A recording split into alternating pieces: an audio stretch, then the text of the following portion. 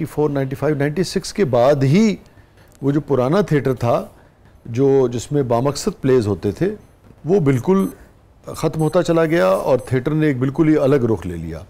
आप लोगों के होने के बावजूद भी इसको कैसे देखते हैं आप? जब मैं एंटर हुआ था तो हमारे साहब नज़ीर जागम साहब बाबा स्टेज और इस किस्म के बहुत से बड़े अतर खान जेदी साहब, खलबा डार साहब, जमील बिस्मिल साहब, बहुत यूनिक लोग थे और बड़ा साफ सुथरा। मैं कहता हूँ जी यूनिक, यानी कि यकीन करें शाह जी कि जब ड्रामा ख़त्म होता रात को तो उदास हो जाते थे।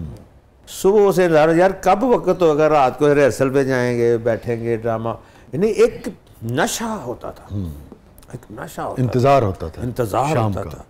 एक एक डायलॉग पूरा स्क्रिप्ट याद होता था, पूरा स्क्रिप्ट विद मूवमेंट। साथ थे भी सख्त इकबाल फंदी साहब अल्लाह बख्शे, इफ्तिखार हैदर साहब, फिर सुहेल साहब आ गए, वो तो उन्होंने तो कमाल ही कर दिया, उन्होंने तो ऐसा थिएटर को रंग लगा दिया। वो फिर ये जब डांस शुरू हुआ ना शाह जी, कौन सा ऐसा मोड़ था, कौन सा ड्रामा था, कौन सा साल था, किसकी एंट्री थी, किसका जाना था जिसकी वजह से आप समझते हैं कि थिएटर आज इस हाल को पहुंचा है और वो थिएटर बिल्कुल ख़त्म हो गया? मैं तो कहता हूँ दफनी हो गया जो पहले 96 मैंने अर्ज की ना कि वो मैं नाम तो किसी का लेना को नहीं सारे वो ठीक है, नहीं नाम न ले मगर को खास वही जब पहले हुआ था डांस मस्त नाइट शुरू हुई थी, मस्त नाइट्स। ये 96 से हुआ, 97 से हुआ? नहीं 2001 ये तो 2001 से, 2000 उससे पहले बिल्कुल नो बिल्कुल नहीं। तो वो मस्त नाइट्स जो थी डांस की, उनमें एक दिन की आमदनी 15 लाख, 20 लाख, 25 लाख शुरू हो गई। जी। अब एक आदमी को 20 लाख आ रहा है, 25 लाख आ रहा है, और वो थिएटर पे जब काम वही लोग थे जो ड्रामा कराते थे। उससे पहले बिल्कुल डांस नहीं होता था। नो। तो जब वो रोज का 20-25 लाख, 30 लाख तक, 40 लाख तक बात चली गई, तो प्रोड्यूसर ने कहा यार ये तो रोज ड्रामे में डाल दो फिर। अच्छा, यूँ हुआ।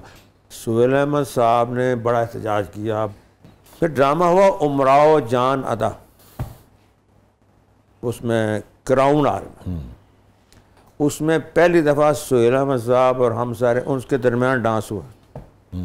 तो मैंने ऐसे करके सुहेल साहब को देखा, मैं उसमें नशे ही बना हुआ था, मैंने ऐसे करके तो उनकी आंखों से ताड़ बाकायदा आंसू थे। मैंने आंखों से देखा, मेरे को ऐसा कि मैं फेल हो गया, नाकाम हो गया। और उस वक्त सोहेल साहब के बहुत खिलाफ भी हो गए थे ना कुछ लोग, जो जाहिर होना ही।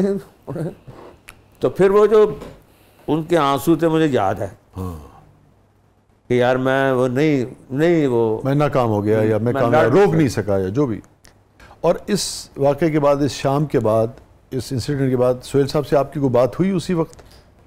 नहीं, मैं तो क्या आपस में कोई बात नहीं हुई? मैंने क्या बात कर, बस आपने देखा, ये देखा मैंने उस स्टेज के ऊपर देखा, तो मैंने कहा कितने दुखी हो गए कि फिर आहिस्ता आहिस्ता होना ही था ना, आहिस्ता फिर आहिस्ता। उस वक्त तो लोग कहते नहीं होगा, ये नहीं होगा, बाकी कोई एक्टर समझ में नहीं आ रही थी कि क्यों मना कर रहे हैं, क्या आखिर डांस भी तो एक कल्चर का हिस्सा है, आदा की शायरी, ये वो लफ्ज़ चल रहे थे, तो ये क्यों कर रहे हैं? लेकिन वो देख रहे थे फ्यूचर कि ऐसा नहीं रहेगा,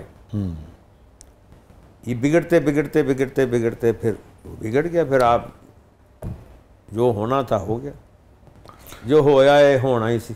होनी रोकियां रुकदी नहीं, एक बारी जे शुरू हो जावे गल फिर एवें मुकदी नहीं। कुछ उंज भी रावां औखियां सन, कुछ गल विच गम दा तौक भी सी, कुछ शहर दे लोग भी जालम सन, कुछ शौक भी सी। स्टे विद अस नाज़रीन, कहीं नहीं जाइएगा।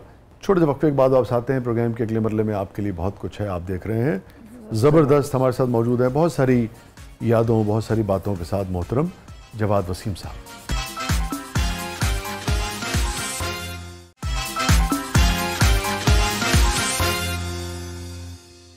वेलकम बैक नाज़रीन। ज़बरदस्त में एक बार फिर खुशामदीद। और रिदा साहबा, क्या है प्रोग्राम के इस मरले में?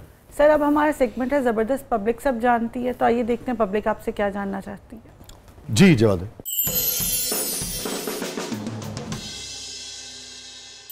ख्वास साहब, मज़ा के हवाले से इस्लाम क्या कहते हैं, इस पर ज़रा रहनुमाई फरमा दें। इस्लाम एक कंप्लीट मुकम्मल मज़हब है, बेशक ज़ाब्ते हयात है, और पैदा होने से लेकर मौत तक की ये डायरेक्शन देता है हर शोबे में, रोना हो, हंसना हो, कारोबार हो, ज़िंदगी हो, शादी। तो मज़ाक जो है वो तो ज़िंदगी का एक हिस्सा है।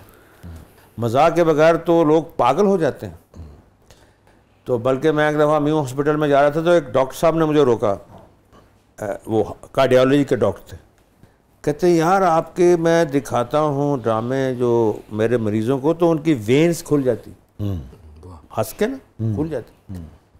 तो हमारे नबी करीम सल्लल्लाहु अलैहि वसल्लम ने मज़ा खुद भी फरमाया और नस्तालीक मज़ा, और आप बल्कि सहाबा को हंसता देख के आप मुस्कुराते, आप खुद कहा नहीं फरमाते, तबस्सुम फरमाते थे।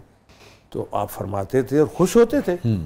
बल्कि सुबह अशराक की नमाज के बाद रात सहाबा रोते रहते थे, कुरान भी कह रहा है कि जा, तो आप इशारा भी कर देते थे कुछ सहाबा को कि चलो थोड़ा सा इनको हंसाओ। एक सहाबी थे हुज़ैफा तालान हो और नैमान रज़ी तालान हो।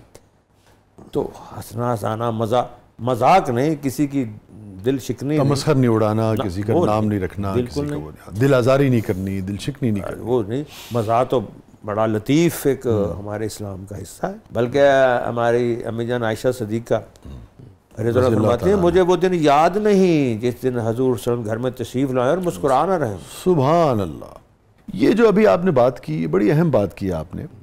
क्या वजह है कि हमारे मुशाहिदे में आया है कि लोग बड़ी शगुफ्तगी रखते हैं अपने मिजाज में, दोस्त अहबाब के साथ, दीगर भी जो उनकी ज़िंदगी के पहलू हैं, मगर जहाँ से आपने जो बात की बिल्कुल उसके उलट हम देखते हैं कि द मोमेंट वो अपने घर में दाखिल होते हैं एकदम से लगता है कि बिल्कुल सारे जहान का गम और दुख जो है वो उनके चेहरे पे। इसकी क्या वजह है? इसकी दोनों वजह। एक तो जो हमारी बहनें होती हैं वो सिर बंद नहीं है ना, साडा प्यो आउं कितनी देर रह गई है, ये 10 मिनट लिया मेरा दुपट्टा, वो भी बह जाती है ना, तो वो भी अगों थके हुए सरकार आ जाते हैं।